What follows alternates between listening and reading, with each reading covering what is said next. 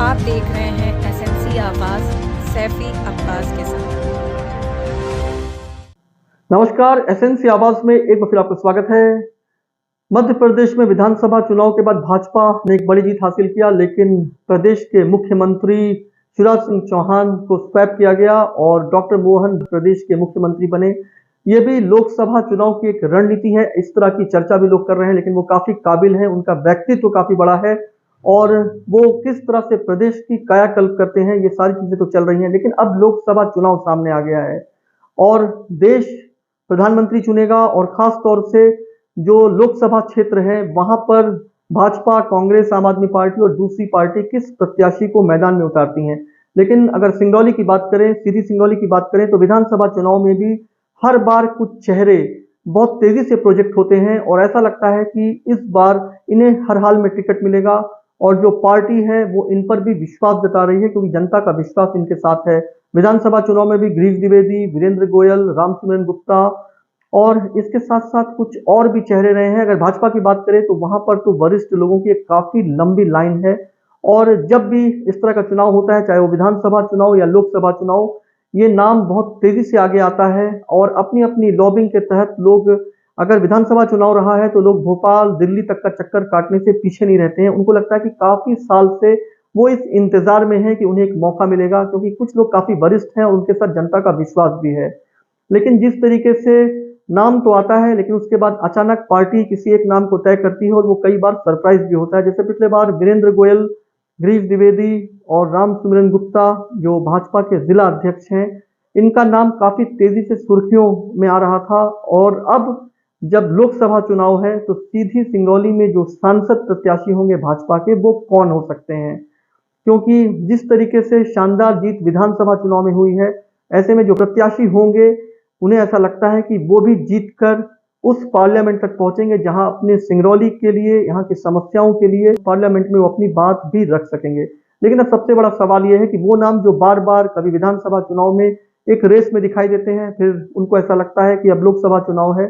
तो यहाँ पर भी वो कोई कसर नहीं छोड़े। और इसके साथ साथ उन्हें यह भी मालूम है कि अगर इस बार उनकी लॉबिंग डिस्टर्ब होती है और ऐसा लगता है कि उन्हें मौका नहीं मिला है, तो फिर अगले 5 साल के बाद किस तरह की स्थिति होगी। तो ये कुछ ऐसे वरिष्ठ हैं जो पार्टी के साथ रहकर उनके जो दिशा निर्देशन है उसके तहत काम करते रहे हैं और कई बार तो दूसरे प्रदेश में जाकर भी वो भाजपा की रणनीति के तहत वहां पर जीत के लिए जो भी बेहतर हो सकता है उसे करते रहे हैं। लेकिन अब सबसे बड़ी बात यह है कि जो भाजपा के प्रदेश उपाध्यक्ष हैं कांति देव सिंह, इनका नाम सुर्खियों में है और ये सबसे प्रबल दावेदार भी हैं।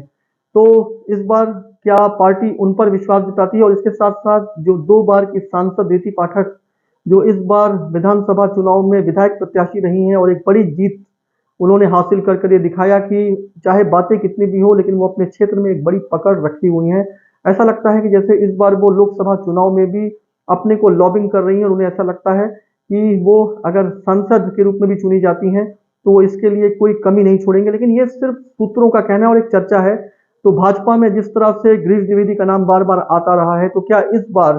कुछ उनके लिए फेवर की चीजें हैं? वीरेंद्र गोयल जिनका नाम इस बार फिर आ रहा है और इसके साथ साथ भाजपा के जिला अध्यक्ष जो 2 बार के जिला अध्यक्ष रहे रामसिमरन गुप्ता, क्या उनका भी नाम प्रोजेक्ट हो रहा है? तो क्या इसमें से जो नाम आ रहे हैं उन पर मुहर लग सकता है या हर बार की तरह ये नाम सामने तो आते हैं, प्रोजेक्ट तो होते हैं, लोगों का विश्वास इनके साथ दिखता तो है, लेकिन आला कमान जिस नाम को तय करती है एक बार फिर सारी लॉबिंग एक तरफ होकर उनके साथ खड़ी दिखाई देती है। तो भाजपा में जो कयास लगाए जाते हैं, जो नाम वरिष्ठता के आधार पर आगे प्रोजेक्ट किए जाते हैं, कई बार जो आला कमान है वो उनके सिनेरियो में फिट नहीं बैठता है और कई बार तो ऐसा होता है कि जिस पार्टी के प्रत्याशी की प्रबल दावेदारी दिखाई देती है उनका कुछ ना कुछ वीडियो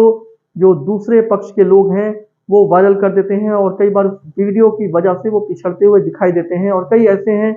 जिन पर किसी तरह का दाग नहीं है, उनको इस बात का इंतजार रहता है कि वो पार्टी के साथ कई सालों से जुड़कर उनके दिशा निर्देशन के हिसाब से काम किए हैं, तो एक बार उन्हें भी मौका मिलना चाहिए। लेकिन उनको कितना मौका मिल पाता है? और इस बार जब लोकसभा चुनाव की बात चल रही है तो ये नाम प्रोजेक्ट तो हो रहे हैं, लेकिन क्या वाकई में उस पर मुहर लग पाती है कि नहीं, जनता का विश्वास उन्हें मिल पाता है कि नहीं, ये सारी चीजें तो अगले पायदान की हैं। अब अगर हम बात करें कांग्रेस की, यहाँ पर कांग्रेस के अजय सिंह और कमलेश्वर पटेल 2 नाम काफी वरिष्ठ दिखाई दे रहे हैं और काफी मजबूत दावेदारी के साथ दिखाई दे रहे हैं। कांग्रेस में अब सबसे बड़ी बात यह है कि पार्टी की लोकप्रियता जनता के बीच में किस तरह की है वो अलग है, लेकिन जो सांसद प्रत्याशी होंगे वो जीत कर क्या वाकई में कुछ नए समीकरण को लाते हैं। कांग्रेस को लेकर बहुत सारी बातें अभी नहीं की जा सकती, लेकिन जो दो प्रबल दावेदार हैं वो अजय सिंह और कमलेश्वर पटेल हैं। और इसके साथ साथ कुछ लोग ऐसे हैं जिन्हें ऐसा लगता है कि विधानसभा चुनाव में उनकी ट्रेन छूट गई है, तो अगर लोकसभा चुनाव में उन्हें ये ट्रेन मिलती है तो इस राजनीति में कौन अपने आप को पीछे रखना चाहता है। दावेदारी तो हर कोई करना चाहता है, क्योंकि उन्हें मालूम है कि कार्यकर्ता तो पार्टी के साथ हमेशा ही है, लेकिन वो जो एक पायदान में आगे जाता है उसकी राजनीति और उसकी जो स्थिति है वो एक बेहतर स्थिति तक पहुंच पाती है। तो कौन नहीं है जो विधानसभा चुनाव में प्रत्याशी होना चाहता हो या लोकसभा में वो सांसद प्रत्याशी होना चाहता हो। अभी जो दो वरिष्ठ पार्टी है भाजपा और कांग्रेस, अगर सिंगरौली या सीधी के संदर्भ में कहा जाए तो बार बार कुछ नाम आते हैं, वो उस लॉबिंग का हिस्सा होते हैं और उसके बाद वो बहुत अपनी हिम्मत और मनोबल के साथ नए चुनाव के इंतजार में रहते हैं। विधानसभा चुनाव रहता है तो उस लॉबिंग के बाद जब वो बाहर हो जाते हैं तो लोकसभा चुनाव का इंतजार रहता है और उन्हें लगता है कि एक बार फिर पार्टी उन पर विश्वास जताएगी। तो इसी तरह की स्थिति कई साल से चल रही है, लेकिन कुछ लोग ऐसे हैं जो सब्र का दामन नहीं छोड़े हुए हैं। लेकिन अब देखना यह है कि भाजपा इस बार किस पर विश्वास जताती है और जीत के पायदान पे वो जनता की कसौटियों पर कितना खरे उतरते हैं। और इसके साथ साथ जिस चीजों के साथ लॉबिंग करते हुए लोग भोपाल और दिल्ली का चक्कर काट रहे हैं, अब देखना यह है कि कौन होता है वो मुकद्दर का सिकंदर जो उन लोगों के बीच में से अपने को प्रत्याशी बना पाता है। एसएनसी आवाज के साथ सैफी अब्बास।